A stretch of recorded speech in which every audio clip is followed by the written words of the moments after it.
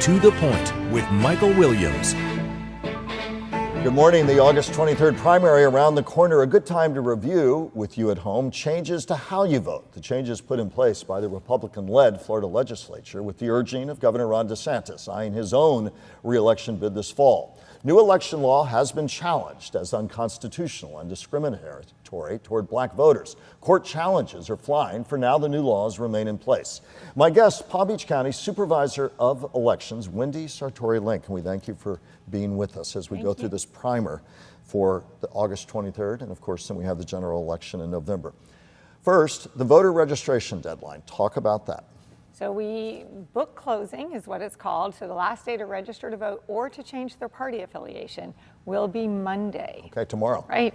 Okay. So yeah, they need to do it by 11:59 p.m. In person or online? They can do it in our office if they want to do it in person, and they can also do it online. Our office will be open until 5 o'clock, and then they can go online until 11:59 p.m. Just make sure they're done by 11:59. And by the way, at the outset, though, you represent obviously Palm Beach County in your role as the Supervisor of Elections. Much of what we'll talk about is state law, so no matter where you live in our 5-county area, much of it will apply. There'll be some specifics, always good to check with your local elections office, but much of what we talk about applies to all of us in our sprawling region. Right. Voter registration deadline. People are confused about voter ID and information. So what do you need to have? What's changed? So with voter registration hasn't really changed as much. So the voter registration itself, you're going to register. You will need to provide, if you have it, your Florida ID, your driver's license, last four of your social. If you truly don't have those, there is a place you can still register to vote. So you'll be able to do that. You would want to bring a picture ID if you're able to have it, so that you're not voting provisionally later. Now, voter ID has changed when we talk about mail-in voting. Yes. But we'll talk about that in a moment. Let's talk also about the fact that we have redistricting, so people need to be aware of all that. So with the redistricting, we've had to draw new precinct lines. Sure.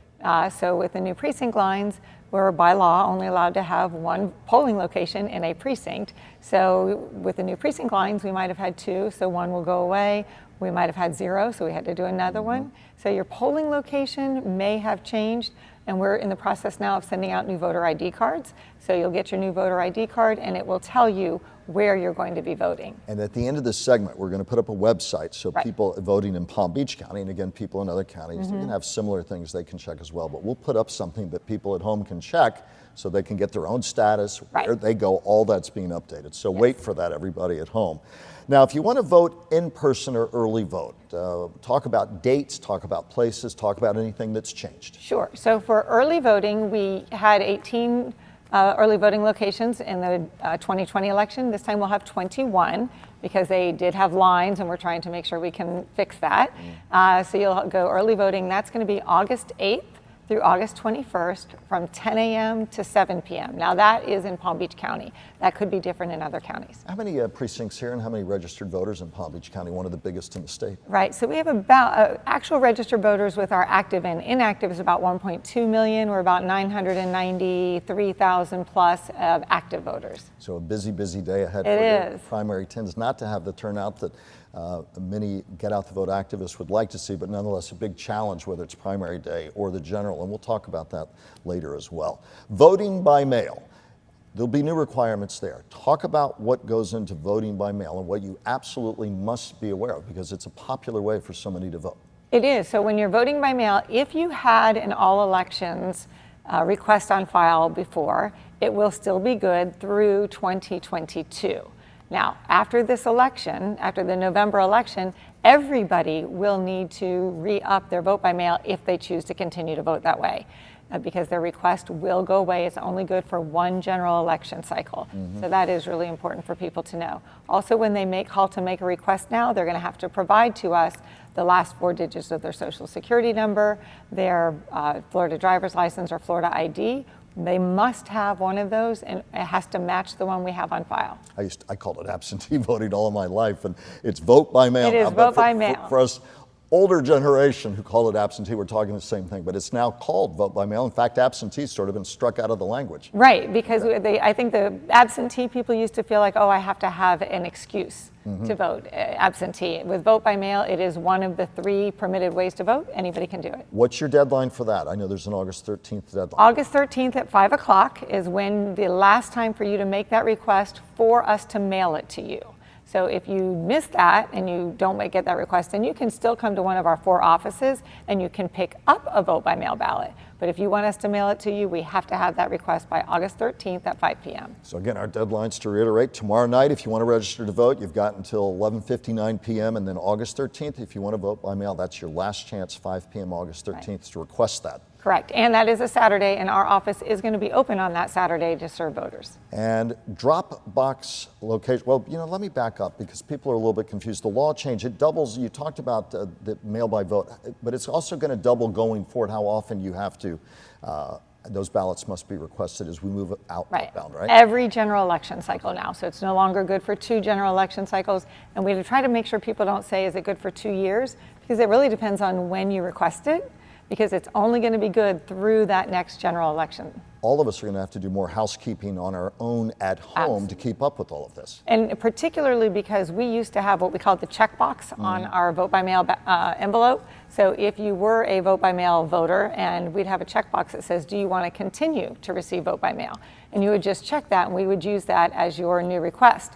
We are not allowed to have that checkbox anymore. So now you have to affirmatively contact us. A lot of voters in the past, before new election law, who might have 1 or 2 people in their community who would drop off a whole group of ballots. Those rules have changed. Right. Remind us what changed. So you can return your own.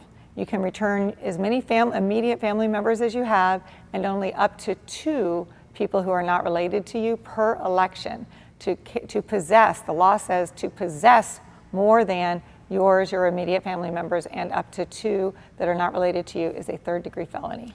Dropbox locations, and again, I'd reiterate that the law is being challenged, but that is in abeyance until after this election cycle. And I talked about at the outset the grounds upon which it's being challenged. But for now, with what is happening, again, Dropbox locations, those became and are very popular. What is different there? Well, to start with, they're not called drop boxes. So they are now referred I started voting when the dinosaurs roamed. So they are now called, with this latest statutory change, secure ballot intake stations. That is the name of them, but they will operate much the same way as what people formerly knew as a drop box. And so they are going to be at every early voting location. And again, there's how many of those? 21 early voting locations, and they'll be open that you can drop off during those hours between 10 a.m. and 7 p.m. for the primary from August 8th through August 21st, plus our 4 offices. The thing that's changed there is, we talked right before we went to air, is you used to be able to have video surveillance. You have to have somebody physically there during those hours to keep an eye physically on the drop boxes. Exactly. So they're not open 24/7. For early voting, they never were, but our offices used to be open 24/7. They are not. The hours of operation for those secure ballot intake stations are listed on our website, so because they will change per election, and we will always have at least 1 attendee there. And in terms of the availability of them, that's been a big debate in some other states. Does the availability of the number of them, has that changed at least for Palm Beach County?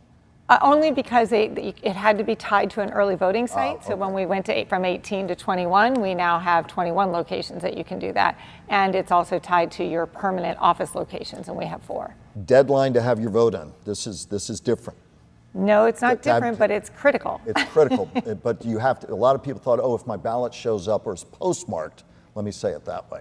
If my ballot was postmarked by election day and I got it on in, but there are rules, it has to be in your office, does it not? Has to be in our office, yes. So we don't look at the postmark. Now, again, military overseas for certain elections is different, not for the primary, but for certain elections, military and overseas voters do have an extended time so long as it's been postmarked. Sure. But that's a very small part of the population.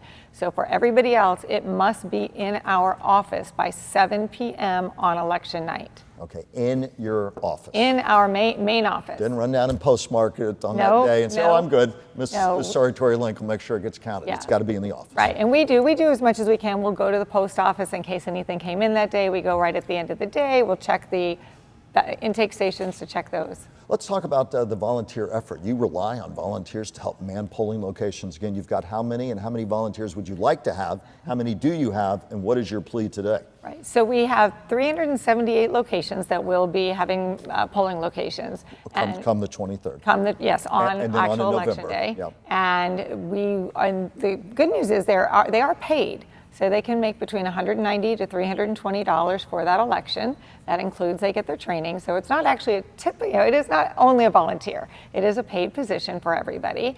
And we need them. We need about 5,000 to do an election. We can get by with 4,500, and we probably still could use another 1,000 right now. It begs the question, if you don't get them, will it affect how many places can be open? You're committed to those being open. We'll make it work. We're going to get them. And but you need the help. We do. We need to get as many people in, and we need to get them trained. So we need to get them in as early as possible so we can get that training done. There were some new things going on you wanted to talk about to help make it easier to vote. Right. So we have something called NWI, No Wait Inside, and that is we're doing it as a pilot project during this primary election. If it works, we'll roll it out for the November election. And that is where people can go online and make an appointment to vote for early voting. Wow. Yeah. So because the lines during the general election are long, they can be 2 hours. We had 3-hour waits at some.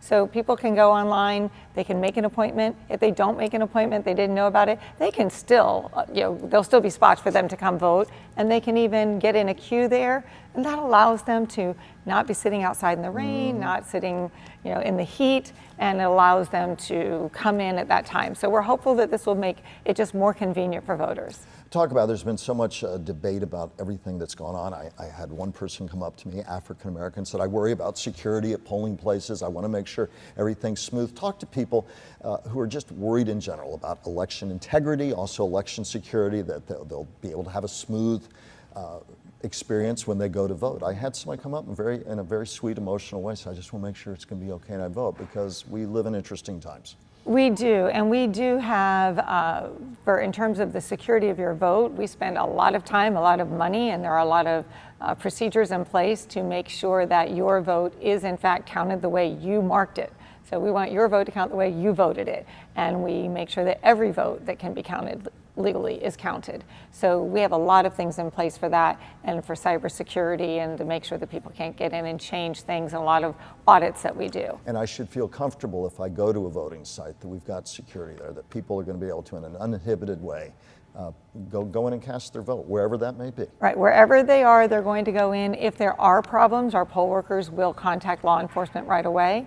But we are hopeful. We have what we call deputies, but they are not true sheriff's deputies. They are poll worker deputies, but they have been deputized by the sheriff's department for these purposes. Thank you for the primer. Final 30 seconds. What have I missed? What's one more point that you say, got to make sure you remember this? Yeah, well, what we want is we want to make sure people get out to vote. The primary, sometimes people think, oh, it's a primary, I don't want to vote in it because I'm an independent or I'm an NPA voter. Well, we have races that are nonpartisan, so we want to make sure that you come out, whether you're Democrat, Republican, or nonpartisan. And that's an important point. For the partisan races, you can only vote for your party, but Correct. There's a ton of nonpartisan races. Get out and vote. Exactly. Wendy Sartory, Link, Thank the you. Supervisor of the Palm Beach County Elections Department. We very much appreciate your time. Thanks for getting the old-fashioned guy up to date on some of the new terminology. My pleasure. Appreciate it very Thank much. you.